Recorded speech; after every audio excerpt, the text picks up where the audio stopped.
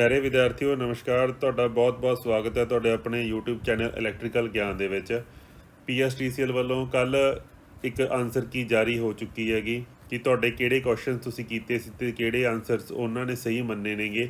ਉਹਨਾਂ ਦੋਨਾਂ ਦੇ ਵਿੱਚ ਜਿਹੜਾ ਡਿਫਰੈਂਸ ਹੈਗਾ ਇੱਕ ਤਾਂ ਉਹਦੇ ਬਾਰੇ ਗੱਲ ਕਰਾਂਗੇ, ਪਲੱਸ ਉਹਨਾਂ ਨੇ ਇੱਕ ਨਾ ਬਹੁਤ ਵਧੀਆ ਗੱਲ ਕੀਤੀ ਹੈ ਕਿ ਜੋ ਤੁਹਾਡੀਆਂ ਓਬਜੈਕਸ਼ਨਸ ਨੇਗੀਆਂ ਉਹ ਤੁਸੀਂ ਰੇਜ਼ ਕਰ ਸਕਦੇ ਹੋ ਬਿਨਾਂ ਕਿਸੇ ਫੀਸ ਤੋਂ।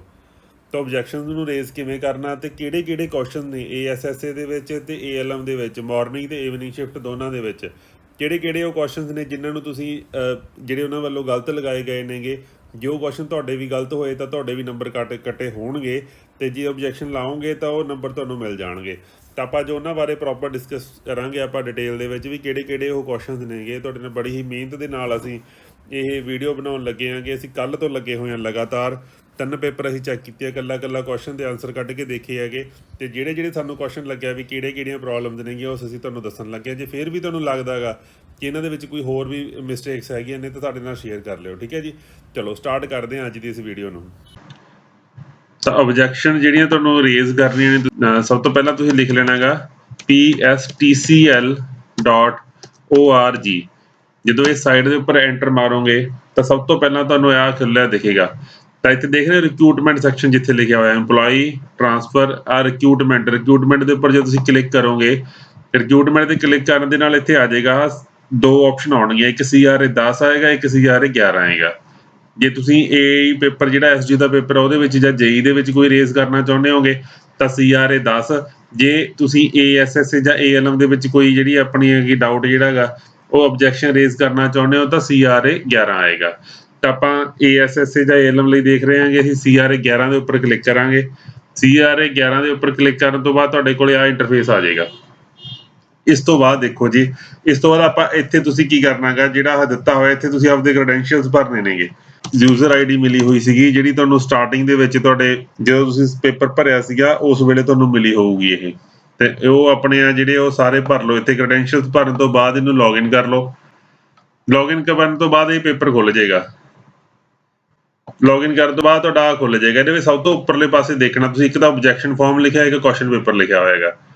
ਤਾਂ ਜੇ ਆਪਾਂ ਕੁਐਸਚਨ ਪੇਪਰ ਇੱਕ ਓਬਜੈਕਸ਼ਨ ਫਾਰਮ, ਠੀਕ ਹੈ, ਓਬਜੈਕਸ਼ਨ ਫਾਰਮ ਦੇਖ ਲੈਂਦੇ ਆਪਾਂ। ਤਾਂ ਕੁਐਸਚਨ ਪੇਪਰ ਤਾਂ ਉਸ ਲਈ ਹੈਗਾ ਜੇ ਤੁਸੀਂ ਚੈੱਕ ਕਰਨਾ ਹੋਵੇ, ਵੀ ਕਿਹੜੇ ਕੁਐਸਚਨ ਸਾਡੇ ਸਹੀ ਆ ਕਿਹੜੇ ਗਲਤ ਆ। ਓਬਜੈਕਸ਼ਨ ਫਾਰਮ ਦੇ ਉੱਪਰ ਤੁਸੀਂ ਕਲਿੱਕ ਕਰੋਗੇ। ਓਬਜੈਕਸ਼ਨ ਫਾਰਮ ਦੇ ਉੱਪਰ ਕਲਿੱਕ ਕਰਨ ਤੋਂ ਬਾਅਦ ਇੱਥੇ ਤੁਹਾਡੇ ਕੋਲ ਇਹ ਖੁੱਲ ਗਿਆ ਯੂਅਰ ਸਿਲੈਕਸ਼ਨ ਇਜ਼, ਇੱਥੇ ਪਲੱਸ ਦਾ ਸਾਈਨ ਤੁਹਾਨੂੰ ਦਿਖ ਰਿਹਾ ਹੈਗਾ। ਇਹ ਪਲੱਸ ਦੇ ਸਾਈਨ ਦੇ ਉੱਪਰ ਕਲਿੱਕ ਕਰੋਗੇ। ਪਲੱਸ ਦੇ ਸਾਈਨ ਦੇ ਉੱਪਰ ਕਲਿੱਕ ਕਰਨ ਤੋਂ ਬਾਅਦ ਤੁਹਾਨੂੰ ਇੱਥੇ ਜਿਹੜਾ ਇੰਟਰਫੇਸ ਖੁੱਲੇਗਾ ਉਹ ਤੁਹਾਡੇ ਸਾਹਮਣੇ ਹੈਗਾ। ਕੁਛ ਟਾਈਮ ਲੱਗੇਗਾ ਇਹਨਾਂ ਨੂੰ ਖੁੱਲਣ ਦੇ ਵਿੱਚ। ਉਸ ਤੋਂ ਬਾਅਦ ਦੇਖੋ ਜੀ ਇੱਥੇ ਨਾ ਕੁਝ ਕੰਸਟਰਕਸ਼ਨ ਲਿਖੀਆਂ ਹੋਈਆਂ ਨੇ, ਇੰਸਟਰਕਸ਼ਨਸ ਲਿਖੀਆਂ ਹੋਈਆਂ ਨੇਗੀਆਂ ਵੀ ਪ੍ਰੋਪਰ ਜਿਹੜੀ ਵੀ ਤੁਸੀਂ ਲਾਉਣੀ ਹੈਗੀ ਉਹ ਪ੍ਰੋਪਰ ਪੜ੍ਹ ਕੇ ਲਗਾਉਣੀ ਹੈਗੀ। ਇੱਦਾਂ ਦੀਆਂ ਚੀਜ਼ਾਂ ਲਿਖੀਆਂ ਹੋਈਆਂ ਨੇਗੀਆਂ। ਇਹਦੇ ਵਿੱਚ ਕੁਝ ਖਾਸ ਨਹੀਂ ਹੈਗਾ, ਇਹਨੂੰ ਕਲੋਜ਼ ਕਰ ਦਿਓ। ਇਹਦੇ ਵਿੱਚ ਸਿਰਫ ਇੰਨਾ ਕੁ ਵੀ ਨਾਲ ਦਸਤਾਵੇਜ਼ ਜ਼ਰੂਰ ਲਾਉਣੇ ਆ ਕਿ 400 kbps ਦੀ ਫਾਈਲ ਹੋਣੀ ਚਾਹੀਦੀ ਹੈ, PDF ਜਾਂ JPG ਹੋਣੀ ਚਾਹੀਦੀ ਹੈਗੀ, ਠੀਕ ਹੈ। ਇਹਨੂੰ ਕਲੋਜ਼ ਕਰੋ। ਇਹਦੇ ਵਿੱਚ ਸਾਨੂੰ ਕੋਈ ਉਹ ਨਹੀਂ ਹੈਗਾ। ਸਭ ਤੋਂ ਪਹਿਲਾਂ ਇੱਥੇ ਦੇਖੋ, ਇੱਥੇ ਲਿਖਿਆ ਹੋਇਆ ਹੈਗਾ ਅਸਿਸਟੈਂਟ ਲਾਈਨਮੈਨ, ਵੀ ਕਿਹੜੀ ਪੋਸਟ ਹੈਗੀ, ਕਿਉਂਕਿ ਜਿਹੜਾ ਤੁਸੀਂ ਉੱਥੇ ਆਪਣੀ ਯੂਜ਼ਰ ID ਭਰੀ ਆ ਉਹਦੇ ਹਿਸਾਬ ਨਾਲ ਅਸਿਸਟੈਂਟ ਲਾਈਨਮੈਨ ਬਣਦਾ ਪਿਆ ਹੈਗਾ। ਤੁਹਾਡੀ ਇੱਥੇ ਨਾਮ ਵੀ ਆ ਗਿਆ, ਜਿਹੜੀ ਡੇਟ ਵੀ ਆ ਗਈ ਤੇ ਸ਼ਿਫਟ ਵੀ ਆ ਗਈ ਵੀ ਕਿਹੜੀ ਸ਼ਿਫਟ ਸੀਗੀ। ਇਸ ਤੋਂ ਬਾਅਦ ਮੋਸਟ ਇੰਪੋਰਟੈਂਟ ਇਹ ਹੈ ਯੂਜ਼ਰ ID, ਜਿਹੜੀ ਕੁਐਸਚਨ ID ਹੈ। ਕੁਐਸਚਨ ID ਕਿਹੜਾ ਕੁਐਸਚਨ ਦੇ ਵਿੱਚ ਤੁਹਾਨੂੰ ਪ੍ਰੋਬਲਮ ਆ ਗਈ। ਮੰਨ ਲਓ ਮੈਂ ਰੈਂਡਮਲੀ ਸਿਲੈਕਟ ਕਰ ਰਿਹਾ, ਪਰ ਮੈਂ ਤੁਹਾਨੂੰ ਜਦੋਂ ਕੁਐਸਚਨ ਦੱਸੂਗਾ ਤੁਸੀਂ ਆਪਦਾ ਕੁਐਸਚਨ ਲੱਭ ਕੇ ਉਹਦੇ ਸੱਜੇ ਪਾਸੇ ਲਿਖਿਆ ਹੋਊਗਾ, ਮੈਂ ਤੁਹਾਨੂੰ ਦਿਖਾ ਦੂੰਗਾ ਅੱਗੇ ਕੁਐਸਚਨ ਦੇ ਵਿੱਚ।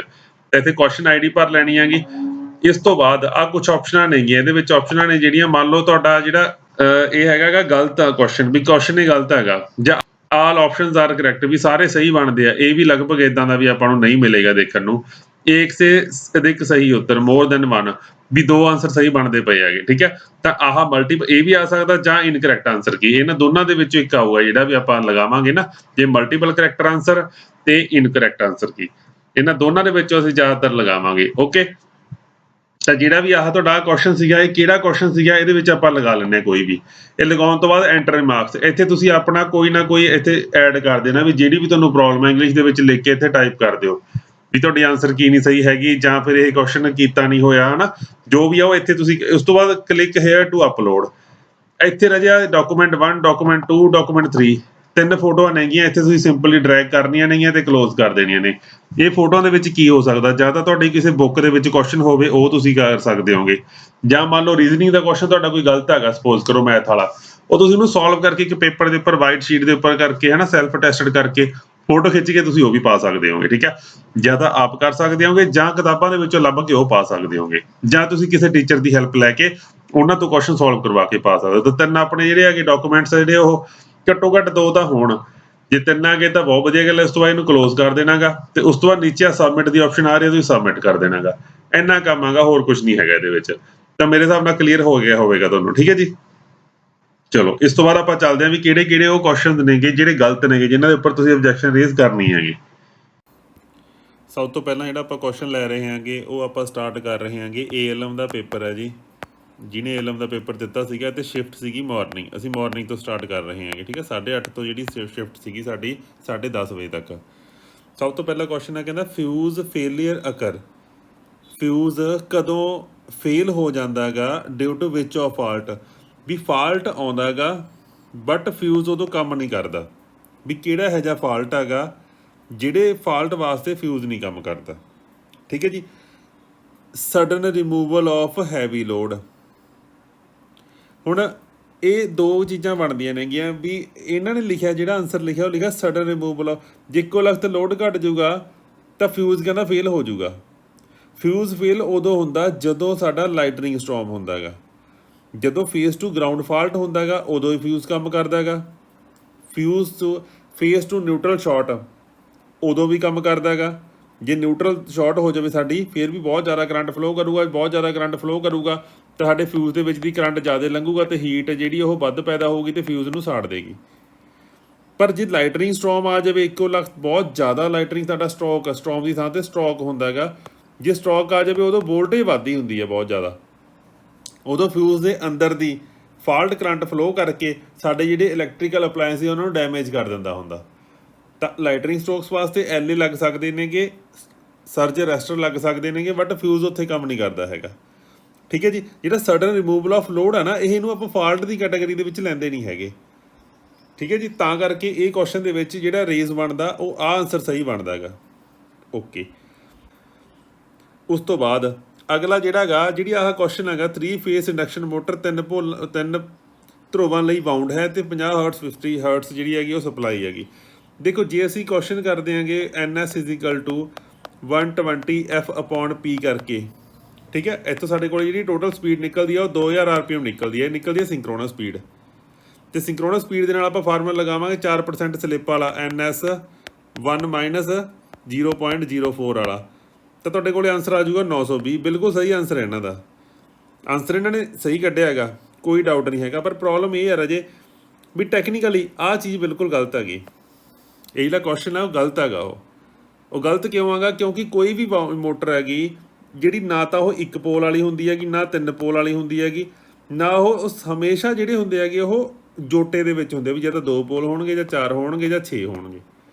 ਕਿਉਂਕਿ ਜਿਹੜੇ ਨੂਮੈਰੀਕਲ ਬਣਦੇ ਹੁੰਦੇ ਨੇ ਨਾ ਉਹ ਅਸਲ ਦੇ ਵਿੱਚ ਜਿਹੜੀਆਂ ਮੋਟਰਾਂ ਹੁੰਦੀਆਂ ਨੇਗੇ ਜੋ ਸਾਡੀ ਪ੍ਰੈਕਟੀਕਲੀ ਜੋ ਚੀਜ਼ ਪੋਸੀਬਲ ਆ ਉੱਥੋਂ ਹੀ ਬਣੂਗਾ ਨਾ ਨੂਮੈਰੀਕਲ। ਆਹ ਚੀਜ਼ ਪ੍ਰੈਕਟੀਕਲੀ ਪੋਸੀਬਲ ਨਹੀਂ ਹੈਗੀ ਵੀ 3 ਪੋਲ ਦੀ ਮੋਟਰ ਹੋਵੇ ਜਾਂ 1 ਪੋਲ ਦੀ ਮੋਟਰ ਹੋਵੇ। ਤਾਂ ਕਰਕੇ ਇਹ ਕੁਐਸਚਨ ਦੇ ਵਿੱਚ ਇਹ ਆਪਸ਼ਨ ਆਨਸਰ ਕੀ ਵੀ ਸਹੀ ਹੈ, ਸਾਰਾ ਕੁਝ ਸਹੀ ਆ। ਇਹਦੇ ਵਿੱਚ ਇਹ ਲੱਗ ਸਕਦਾ ਵੀ ਇਹ ਜਿਹੜਾ ਆਪਸ਼ਨ ਹੈ, ਇਹ ਜਿਹੜੀ ਕੁਐਸਚਨ ਹੈਗਾ ਉਹ ਕੁਐਸਚਨ ਹੀ ਗਲਤ ਹੈਗਾ। ਠੀਕ ਹੈ ਜੀ, ਇੱਕ ਪਹਿਲਾ ਕੁਐਸਚਨ ਹੋਰ ਹੈ ਇੱਕ ਆਹ ਇਹਦੇ ਵਿੱਚ ਦੇਖੋ ਗਲਤੀ ਹੈਗੀ।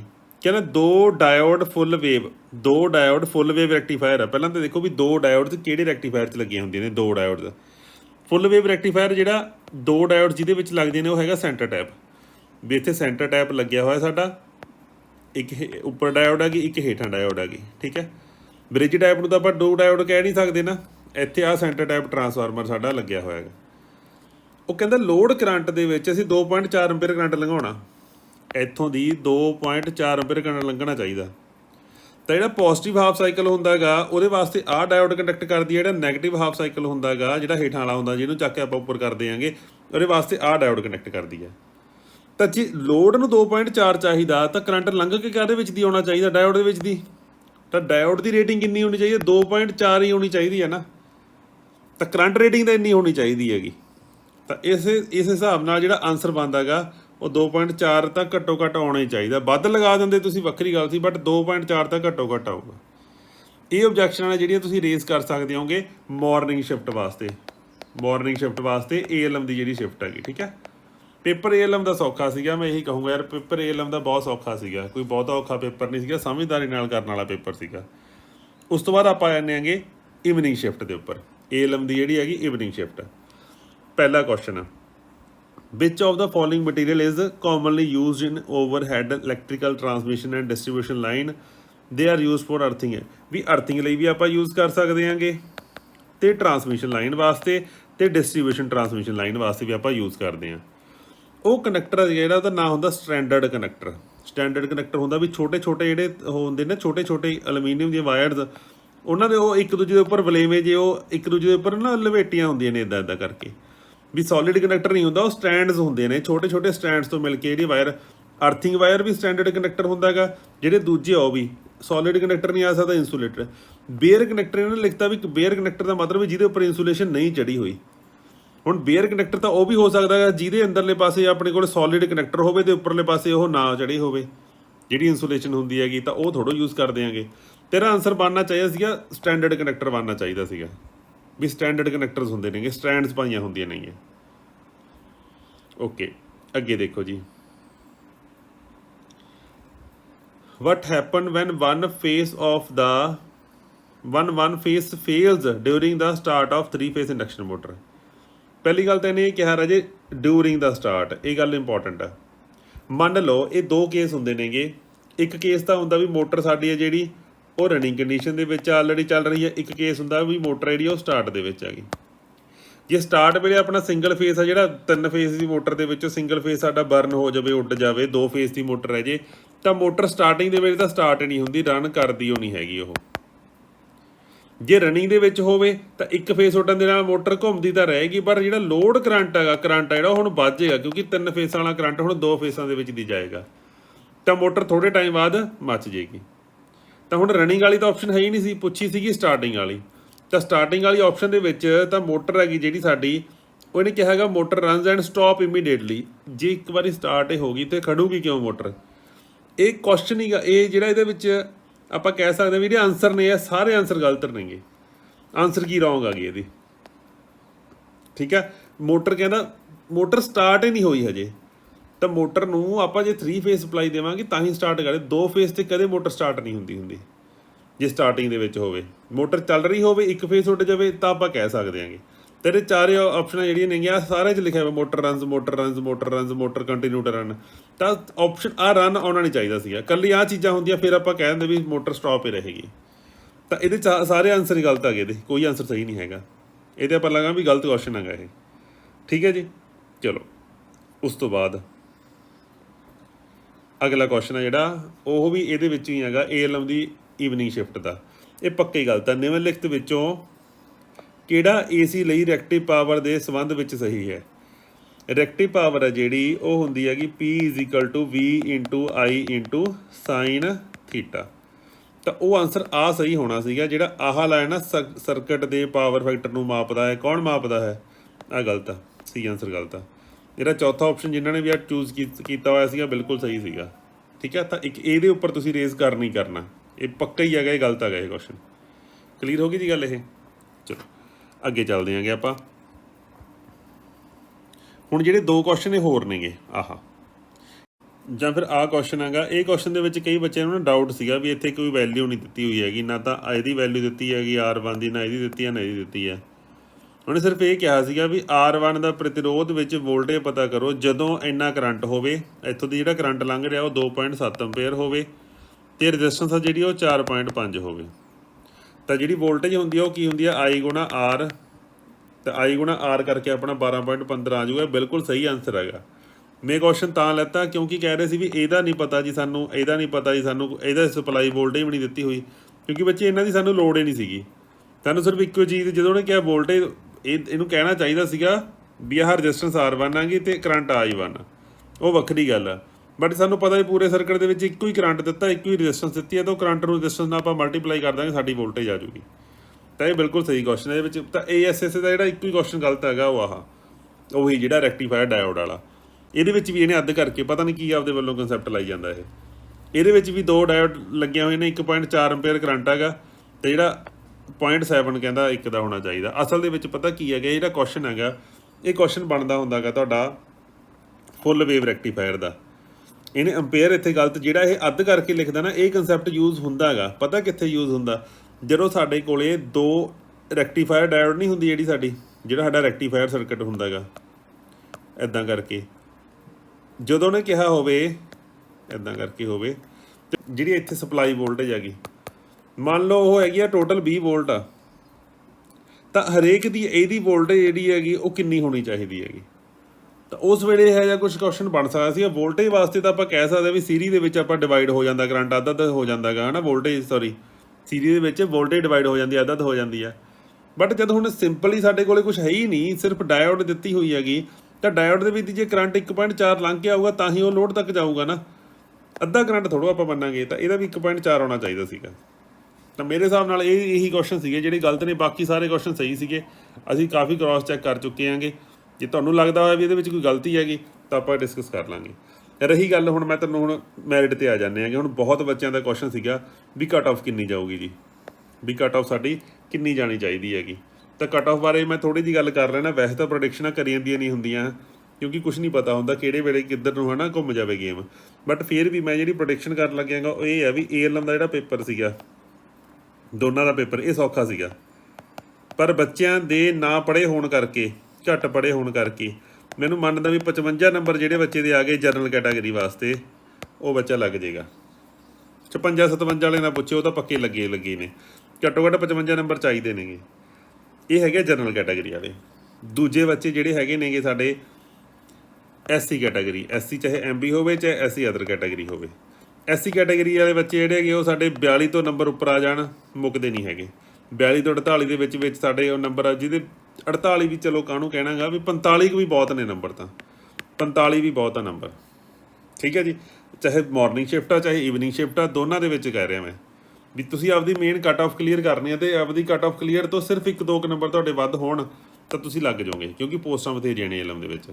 ਰਹੀ ਗੱਲ ASSA ਦੀ, ਹੁਣ ਤੁਸੀਂ ਕਹੋਗੇ ਜਿਹੜੇ ਉਹ ਦੂਜੇ ਹੁੰਦੇ ਜੀ ਆਪਣੇ OBC ਰਹਿ ਗਏ ਹੈ ਨਾ, OBC ਦੀ ਜਿਹੜੀ ਹੈਗੀ ਕੈਟਾਗਰੀ ਕੱਟ ਆਫ ਆ ਜਿਹੜੀ ਉਹ 40 ਹੈਗੀ। ਤਾਂ ਉਹਦੇ ਵਾਸਤੇ ਉਹਨਾਂ ਨੂੰ ਚਾਹੀਦੇ ਘੱਟੋ ਘੱਟ 45 ਤੋਂ ਲੈ ਕੇ 48 ਨੰਬਰ ਚਾਹੀਦੇ ਹੈਗੇ, ਫੇਰ ਲੱਗਣ ਦੀ ਉਮੀਦ ਹੈਗੀ ਆ ਉਹਨਾਂ ਦੀ। ਇੰਨੇ ਕੁ ਨੰਬਰ ਉਹਨਾਂ ਦੇ ਆਉਣੇ ਚਾਹੀਦੇ ਆ। ਹੁਣ ਅੱਧੇ ਕਹਿੰਦੇ ਜੀ ਸਾਡੇ 38 ਨੰਬਰ ਬਣੇ ਜੀ, 37 ਨੰਬਰ ਬਣੇ ਜੀ, ਜਿਵੇਂ SC ਕੈਟਾਗਰੀ ਦੇ ਵਿੱਚ ਜੀ ਸਾਡੀ ਮਿਨੀਮਮ ਕੁਆਲੀਫਿਕੇਸ਼ਨ ਹੀ ਨਾ ਕਲੀਅਰ ਹੋਈ, ਜਿਹੜੀ ਮਿਨੀਮਮ ਨੰਬਰ ਰਿਕੁਆਇਰਡ ਸੀ ਜੇ ਉਹੀ ਨਾ ਕਲੀਅਰ ਹੋਏ, ਫਿਰ ਬੱਚੇ ਉਹਨਾਂ ਨੇ ਨਹੀਂ ਰੱਖਣਾ ਹੈਗਾ। ਇਹ ਗੱਲ ਕਨਫਰਮ ਆ ਗਈ। ਹਾਂ, ਆਨਸਰ ਕੀ ਦੇ ਵਿੱਚ ਕੋਈ ਬਦਲਾਅ ਆ ਕੇ 1-2 ਨੰਬਰ ਸਭ ਨੂੰ ਗ੍ਰੇਸ ਮਿਲ ਜਾਵੇ ਤਾਂ ਉਹ ਗੱਲ ਵੱਖਰੀ ਹੈਗੀ, ਪਰ ਉਹਨਾਂ ਨੇ ਇਹ ਨਹੀਂ ਕਰਨਾ ਹੈਗਾ ਵੀ ਬੱਚੇ ਪੂਰੇ ਨਹੀਂ ਹੋਏ ਹੈਗੇ ਤਾਂ 39 ਵਾਲਾ ਬੱਚਾ ਰੱਖ ਲਓ, ਇੱਦਾਂ ਨਹੀਂ ਰੱਖਣਾ ਹੈਗਾ। ਇਹ ਅੱਜ ਤੱਕ ਤਾਂ ਹੋਇਆ ਨਹੀਂ ਹੈਗਾ। ਦੇਖੋ ਐਤਕੀ ਵੀ ਉਹਨਾਂ ਨੇ ਲਿਖਿਆ ਸੀਗਾ ਵੀ ਘੱਟੋ ਘੱਟ ਇੰਨਾ, ਬਾਕੀ ਉਹਨਾਂ ਦੀ ਮਰਜ਼ੀ ਹੈਗੀ, ਪਰ ਇੱਦਾਂ ਹੋਇਆ ਨਹੀਂ ਹੈਗਾ ਕਦੇ ਵੀ। ਠੀਕ ਹੈ ਜੀ। ਰਹੀ ਗੱਲ ASS ਦੀ, ASS ਦਾ ਪੇਪਰ ਮੈਂ ਪਰਸਨਲੀ ਮੰਨਦਾ ਗਾ ਬਹੁਤ ਔਖਾ ਪੇਪਰ ਸੀਗਾ। ਮੈਨੂੰ ਤਾਂ ਇੰਨਾ ਕੁ ਔਖਾ ਲੱਗਦਾ ਵੀ AE ਦਾ ਪੇਪਰ ਸੌਖਾ ਸੀਗਾ, ਇਦੋਂ ਤਾਂ SG ਦਾ ਪੇਪਰ ਸੀਗਾ ਜਿਹੜਾ, ਪਰ ASS ਦਾ ਜਿਹੜਾ ਪੇਪਰ ਸੀਗਾ ਉਹ ਬਹੁਤ ਔਖਾ ਪੇਪਰ ਪਾਇਆ ਹੋਇਆ ਸੀਗਾ ਇਹਨਾਂ ਨੇ। ਔਖਾ ਇਨ ਸੈਂਸ ਵੀ ਸਿਲੇਬਸ ਪਤਾ ਨਹੀਂ ਉਰਾਂ ਪਰਾਂ ਚੱਕ ਕੇ ਪਤਾ ਨਹੀਂ ਕਿੱਦਾਂ ਦੇ ਕੁਐਸਚਨ ਪਾਏ ਹੋਏ ਸੀਗੇ। ਤਾਂ ਇਹੋ ਜਿਹੇ ਕੁਐਸਚਨਾਂ ਨੂੰ ਆਪਾਂ ਦੇਖੋ ਆਊਟ ਆਫ ਸਿਲੇਬਸ ਤਾਂ ਆਪਾਂ ਕਿਸੇ ਨੂੰ ਕਹਿ ਨਹੀਂ ਸਕਦੇ ਹੁੰਦੇ ਹੈ, ਕਿਉਂਕਿ ਇਹਨਾਂ ਨੇ ਕਿਹੜਾ ਕੋਈ ਸਿਲੇਬਸ ਮੈਂਸ਼ਨ ਕੀਤਾ ਹੁੰਦਾ ਗਾ ਸਾਈਡ ਦੇ ਉੱਪਰ। ਤਾਂ ਇਹ ਜਿਹੜੇ ਪੇਪਰ ਸੀਗਾ ਸਿਰਫ ਉਹਨਾਂ ਇਹੋ ਜਿਹਾ ਪੇਪਰ ਸੀਗਾ ਵੀ ਤੁਸੀਂ ਕੀ ਕਰਨਾ ਸੀਗਾ, ਸਿਰਫ ਕੱਟ ਆਫ ਕਲੀਅਰ ਕਰਨੀ ਸੀਗੀ। ਔਖਾ ਬਹੁਤ ਸੀਗਾ ਬੇਸ਼ੱਕ, ਬਟ ਇੰਨਾ ਕੁ ਔਖਾ, ਮੈਂ ਇੱਕ ਵੀਡੀਓ ਵੀ ਬਣਾਈ ਸੀਗੀ ਤੁਹਾਨੂੰ ਵੀ ਪੇਪਰ ਕਿੰਨਾ ਮਰਜ਼ੀ ਔਖਾ ਹੋਵੇ, ਕਦੇ ਇੰਨਾ ਔਖਾ ਨਹੀਂ ਹੁੰਦਾ ਵੀ 100 ਦੇ ਵਿੱਚੋਂ ਤੁਹਾਡੇ 50 ਨੰਬਰ ਬਣਾਉਣ। ਤਾਂ ਆਹ 50 ਨੰਬਰ ਵਾਲਾ ਤਾਂ ਹੈਗਾ ਹੀ ਸੀਗਾ, ਇੰਨੇ ਕੁ ਤਾਂ ਲੈਤੇ। ਪਰ ਇਹ ਸਮਝਦਾਰੀ ਬਹੁਤ ਚਾਹੀਦੀ ਹੈ ਵੀ ਇੱਕ ਵੀ ਕੁਐਸਚਨ ਗਲਤ ਨਾ ਹੋਵੇ ਤੇ ਸਾਰੇ ਕੁਐਸਚਨ ਸਹੀ ਹੋਣ, ਉਹਦੇ ਵਾਸਤੇ ਆਹ ਚੀਜ਼ ਹੋਣੀ ਚਾਹੀਦੀ ਹੈਗੀ। ਤਾਂ ਇਹਦੀ ਕੱਟ ਆਫ ਆ ਜਿਹੜੀ ਤੁਹਾਡੀ ਆਪਦੀ, ਸਿਰਫ ਆਪਦੀ ਕੱਟ ਆਫ ਕਲੀਅਰ ਕਰੋ, ਕਿਉਂਕਿ ਇਹ ਪੇਪਰ ਮੈਨੂੰ ਤਾਂ ਔਖਾ ਲੱਗਿਆ ਪਰਸਨਲੀ। ਬਾਕੀ ਆਪਾਂ ਹੌਲੀ ਹੌਲੀ ਆਪਾਂ ਨੂੰ ਪਤਾ ਲੱਗ ਜੂ। ਬਾਕੀ ਕਮੈਂਟ ਦੇ ਵਿੱਚ ਤੁਸੀਂ ਵੀ ਦੱਸਿਓ ਵੀ ਤੁਹਾਡੇ ਕਿੰਨੇ ਨੰਬਰ ਸਹੀ ਸੀ ਬਣੇ ਨੇਗੇ, ਤਾਂ ਆਪਾਂ ਉੱਥੋਂ ਵੀ ਇੱਕ ਅੰਦਾਜ਼ਾ ਲਗਾ ਸਕਦੇ ਹਾਂ। ਪਰ ਜਿਹੜਾ ਵੀ ਬੱਚਾ 60 ਤੋਂ ਉੱਪਰ ਦੇਊਗਾ ਨੰਬਰ ਵੀ ਮੇਰੇ ਜੀ 65 ਤੋਂ ਉੱਪਰ, ਚਲੋ 65 ਤੋਂ ਉੱਪਰ ਜਿਹੜਾ ਕਹੂਗਾ ਮੇਰੇ ਤਾਂ 65 ਤੋਂ ਉੱਪਰ ਬਣੇ ਨੇ ਜੀ ਹੈ ਨਾ ਜਨਰਲ ਕੈਟਾਗਰੀ ਵਾਲਾ, ਤਾਂ ਆਪਦਾ ਈਮੇਲ ID 'ਤੇ ਪਾਸਵਰਡ ਦੇਣਾ ਪਊਗਾ, ਫਿਰ ਮੈਂ ਮੰਨੂਗਾ। ਐਂ ਤਾਂ ਕੋਈ ਵੀ ਕਹੀ ਜਾਊਗਾ 85 ਜੀ 90 ਜੀ, ਐਂ 85-90 ਕਿਸੇ ਦੇ ਨਹੀਂ ਆਉਂਦੇ ਹੁੰਦੇ ਹੈਗੇ। ਠੀਕ ਹੈ।